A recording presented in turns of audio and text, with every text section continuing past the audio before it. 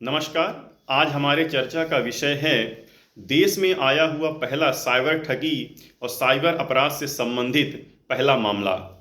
इस मामले को सीबीआई वर्सेस आरिफ अजीम 2008 के मामले के नाम से जाना जाता है। इस मामले में मुख्यतः तीन पार्टियां हैं। एक तो सीबीआई है, दूसरी सोनी कंपनी है और तीसरा है आरिफ अजीम, जो नोएडा में कॉल सेंटर में काम करने वाला एक कर्मचारी था। यह जो केस है, यह देश में आया हुआ पहला ऐसा केस है जिसमें यह पता चला कि साइबर अपराध किस तरह से हो रहा है। इसमें सोनी कंपनी से शुरुआत होती है। सोनी कंपनी ने एक वेबसाइट लॉन्च किया जिसका नाम था www.sonysambandh.com। यह वेबसाइट उन भारतीय प्रवासियों के लिए था या एनआरआईओं के लिए था जो देश के बाहर रहते हैं, और वो इस वेबसाइट का इस्तेमाल करके सोनी के प्रोडक्ट को खरीद करके अपने रिश्तेदारों मित्रों को ऑनलाइन भुगतान के माध्यम से प्रोडक्ट की डिलीवरी करा सकते थे।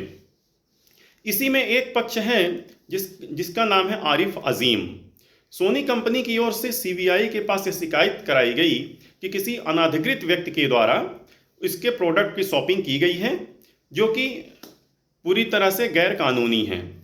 इसमें एक पक्ष ये आता है कि एक बार्बर कैंपा नाम का एक व्यक्ति सोनी कंपनी के वेबसाइट पर लॉगिन करता है और सोनी का कलर टीवी सेट तथा एक हैंडफोन की परचेस करता है, और उसका भुगतान क्रेडिट कार्ड के माध्यम से किया जाता है, और एक निर्धारित पता जो कि नोएडा में आरिफ अजीम के यहाँ प्रोडक्ट की डिलीवरी देनी थी।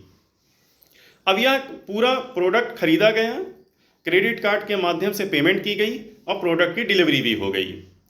अब लगभग 1.5 महीने बीत जाने के बाद क्रेडिट कार्ड एजेंसी ने कंपनी को सूचना दिया कि जो प्रोडक्ट की डिलीवरी की गई है वह किसी अनाधिकृत व्यक्ति के द्वारा उसका लेन देन किया गया है। जो असली व्यक्ति है उसने ऐसा कोई प्रोडक्ट नहीं खरीदा है, ना ही उसके द्वारा कोई लेन देन किया गया है। इस आधार पर सीबीआई ने केस रजिस्टर्ड किया और जांच के बाद पता चला कि नोएडा के कॉल सेंटर में काम करने वाला एक कर्मचारी जिसका नाम है आरिफ अजीम, उसके द्वारा अमेरिका के एक नागरिक का क्रेडिट कार्ड का नंबर मिल गया था, और उसी क्रेडिट कार्ड के नंबर से वो अनाधिकृत रूप से सोनी कंपनी से प्रोडक्ट मंगवाता था, और इसके घर से सोनी कलर टीवी तथा हैंडफोन बरामद किया गया था। इस आधार पर सीबीआई ने आरिफ अजीम को गिरफ्तार कर लिया। अब यह मामला जाता है न्यायालय के समक्ष, और न्यायालय यानी कोर्ट के सामने इसमें 3 बिंदु थे। पहला था, क्या आरिफ अजीम दोषी हैं?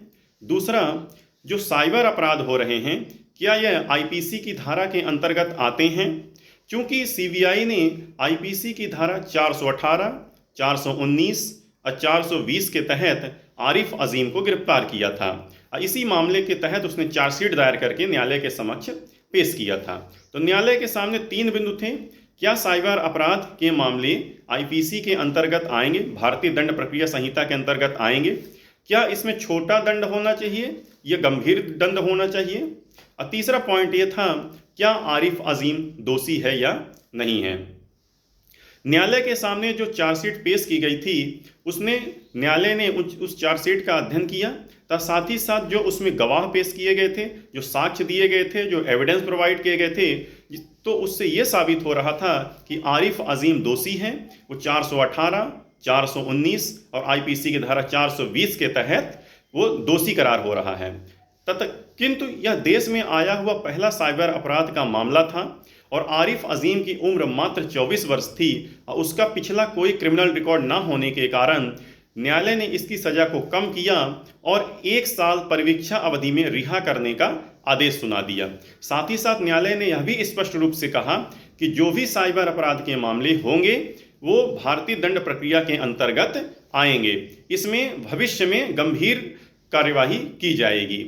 तो ये हमारे देश में आया हुआ पहला साइबर अपराध का मामला था जिसका नाम है सीबीआई वर्सेस आरिफ अजीम। इस केस में सीबीआई ने आईपीसी की धारा 418, 419 और 420 के तहत मामले को पंजीकृत किया था। धन्यवाद।